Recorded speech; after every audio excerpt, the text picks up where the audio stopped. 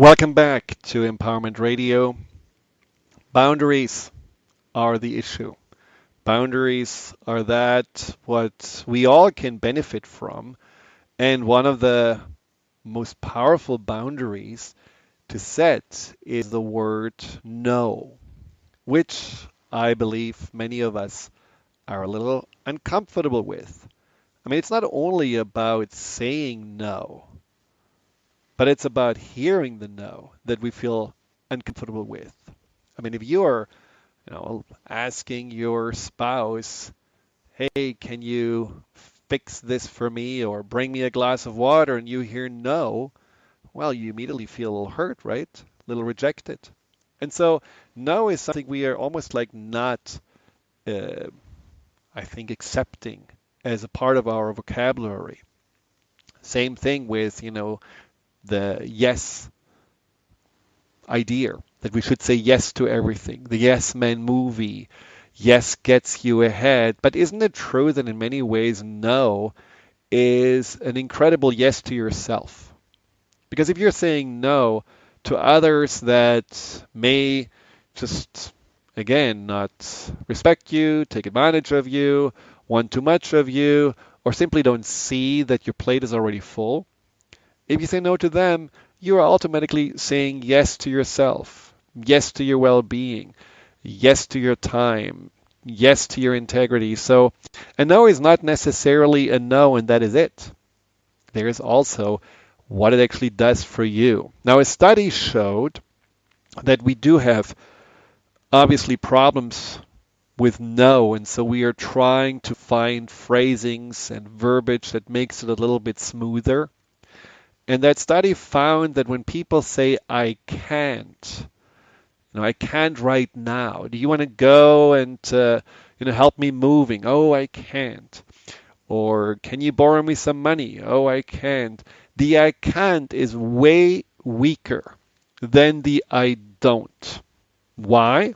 Because if you say "I can't," it basically leaves open something for discussion, for negotiation. It's like you can't because you think this and this, but the truth is you do have half a day time on the weekend, so you can. Someone can always convince you that the can't isn't really real. But the don't is a statement about yourself. I don't help other people on the weekend because I have to take care of myself. Or I don't subscribe to anything from a solicitor who calls me. It's like a statement about your, commitment to this is what works for me. This is my rule, or these are my rules. This is what I chose. And in that study, it showed that people have a harder time to challenge the "I don't" than the "I can't." So that's just one of the ways for you to be more assertive with saying the right thing and also with rehearsing. Take a little time when you have trouble saying no to think about how you want to say it. Some people believe they are overly assertive and they are too harsh, and then it turns out they actually look more like pushovers. That's actually the result of another study that wanted to test that. Now, when you are practicing, also practice on maybe ways that are not really, that important for you, and maybe also easier to test to say no. I brought up this example of the solicitor, or maybe you just, again, someone you really know and you care about, you just practice saying no as a way for you to get comfortable. You can even tell this person, I need to really test or practice that ability to have that sense of okayness when I say no. So make this as a, like almost a game for yourself, being better in that way of assertiveness. And that's really where the listener who texted or sent a chat a message really puts exactly her finger on, and she says, Francis, my husband has a temper, which is why I prefer to rather be quiet and keep the peace than speak my mind. How can I change this? I think it's unfortunately a very common concern of many people. And growing up with a father who also had a temper and sometimes could be a rageaholic, I can tell you that similar to living with an alcoholic, there is to every addict also an enabler. So that not speaking up, yes, it will keep the peace for now, but it also will continue to make your husband act out whenever he pleases and whenever he is displeased. So the marriage, just like the marriage of my parents, when it has a problem that some person feels like they cannot really speak up for themselves because they may trigger the rage of someone else, this marriage has a problem, and that marriage is something that the longer it takes will be further and further pulling apart and further broken. And if you have kids, think about what the tension and the anger of your husband really does to them.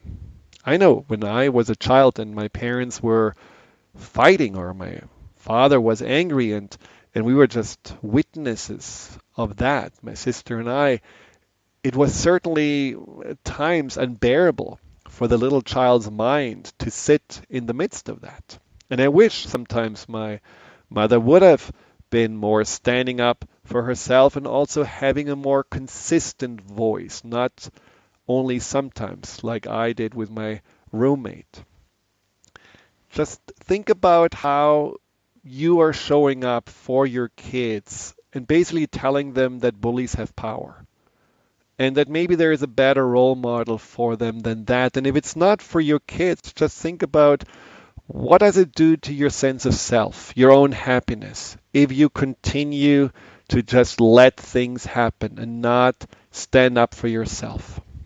Because the boundary doesn't mean that you have to fight anger with anger. The boundary that you want to set is simply to show that you no longer want to accept being mistreated and that there are consequences.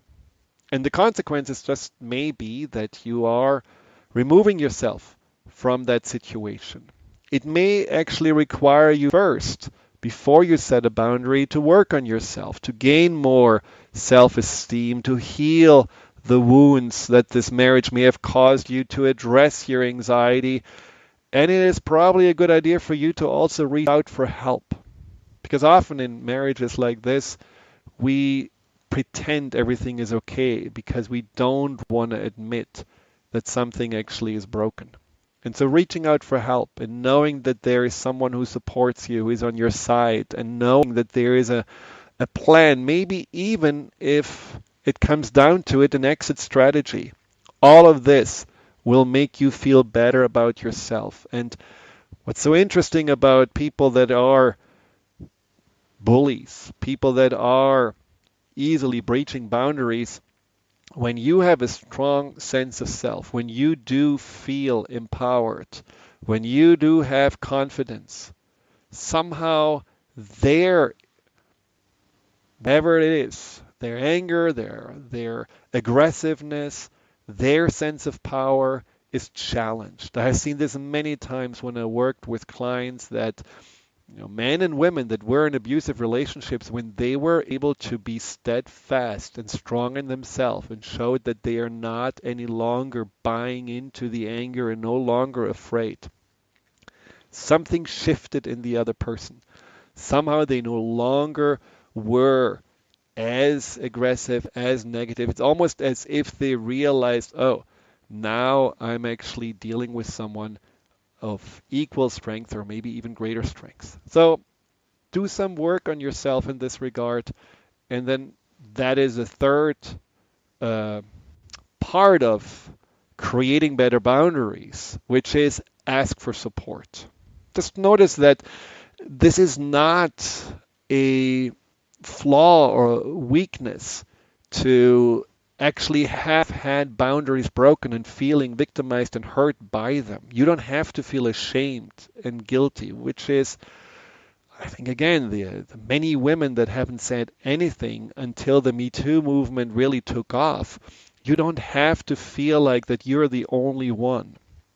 And I think it's very important that reaching out for help and no longer hiding out is seen actually as a way to really empower yourself, to take care of yourself. Whether you're talking to a caring friend or maybe you're going to go to a counselor or a therapist, you will find that your boundary issues are not only about the other person who breaks them, or maybe the many people that have broken them, but they're really something that are basically about you. They're not a sign of weakness, but they are, as I mentioned before, often a sign that there are some core beliefs still running your life. There are still some traumas in the past that may have held you back from taking care of yourself the way you deserve, and maybe even knowing that you deserve to have boundaries.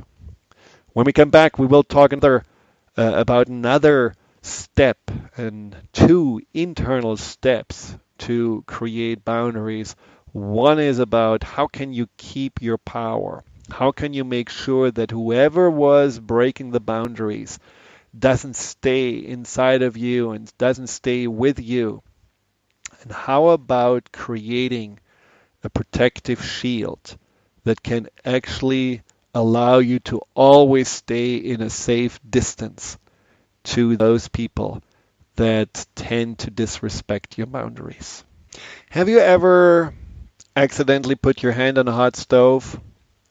Well, sometimes we do that. I certainly have. Because I'm clumsy. No, I'm not. But when you have touched the stove, it may last, less than a second, right? But the pain really afterwards stays maybe for hours. And that's exactly what can happen with when boundaries get breached. You have a disturbing conversation. Someone is maybe aggressive or judgmental or critical or whatever it is, and it may have lasted 5 minutes and it can stay with you for weeks. And that is an internal boundary breach, and that is your responsibility. See, we cannot always control other people. Well, can we ever control other people really? Even with all the boundaries and assertiveness and everything that I talk about, it is not guaranteed that people right away will get it and respect it.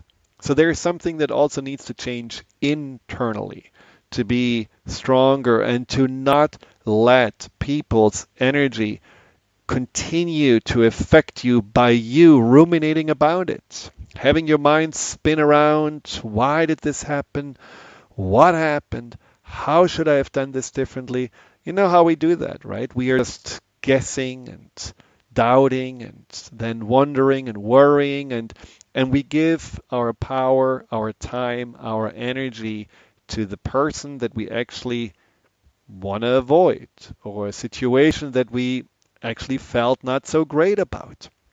So what can we do? What can we do to not let somebody's negativity undermine our sense of self by just continuously staying with it in our mind, by continuously giving it attention? Now, here's a very simple but very effective way. Now, keep in mind that our mind is replaying literally a situation like a movie. It's like you're putting the same tape, the same DVD into your little player in your mind and you're watching it over and over again. And sometimes you feel like, well, there's nothing I can do about it. Well, you can. You can actually do something about it. And here's one example. So watch the situation that bothered you, but watch it like a movie. Watch it like a movie on a little tiny screen, ideally in black and white. So you make that or that screen in your mind tiny.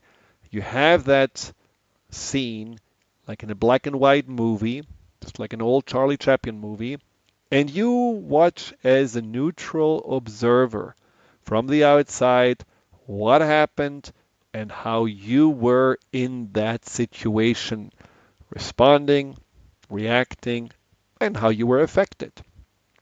And then you ask yourself, well, now that I watch this from the outside, is the other person's behavior really a reflection of who I am? Do I deserve to be treated like this? Or do I deserve much greater respect? And what can I imagine I can learn from this situation? What could I do differently to let my boundaries be more solid and also be more visible? So you just really see this as a learning experience. This is not anything else. This is not something that you have to carry as a wound someone inflicted on you. This doesn't have to be a stain on you. This doesn't have to be anything that you feel is defining you. In fact, this is not your fault. It is something that you can simply learn from. I will not touch a hot stove.